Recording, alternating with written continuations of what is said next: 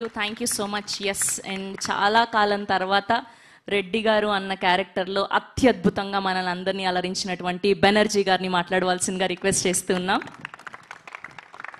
Thank you. కొత్తపల్లిలో ఒకప్పుడు అప్పన్న స్వామి దేవాలయం. నేను ఇవాళ చూశాను సినిమా. చాలా ఫ్రెష్గా అన్ని క్యారెక్టర్స్, సినిమా చాలా బాగుంది. నేను చాలా సినిమాలు చేశాను, అండ్ నాతో పాటు రవీంద్ర విజయ్ కూడా చాలా సినిమాలు చేశారు.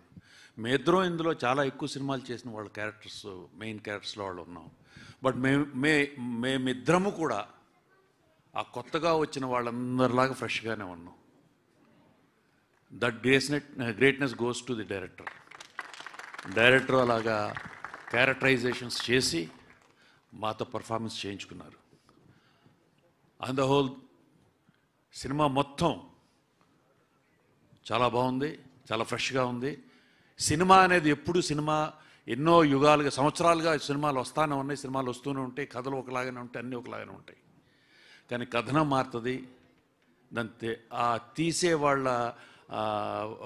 వాళ్ళ హృదయంతో, వాళ్ళ కన్నులతో ఎలా కనపడుతుందో అలా తీసే కథనంతో తీసిన సినిమా ఇది. సో కొత్తదనంగా ఉంది, సినిమా బాగుంది. మీరందరూ కూడా రేపు థియేటర్లో వచ్చి చూసి ఆనందిస్తారని అనుకుంటున్నాను. అలాగే Rana, I know him very well. మా చిన్నప్పటి నుంచి బాగా తెలిసిన వాళ్ళం. తనకి ఎప్పుడు కూడా ఈ always had a very good taste, మంచి సినిమాలు, and is passion towards cinema. వాళ్ళ తాతగారిలాగా వాళ్ళ ఫ్యామిలీ మొత్తం ఈజ్ ఇంటూ ఫిల్మ్స్, ఎవ్రీథింగ్.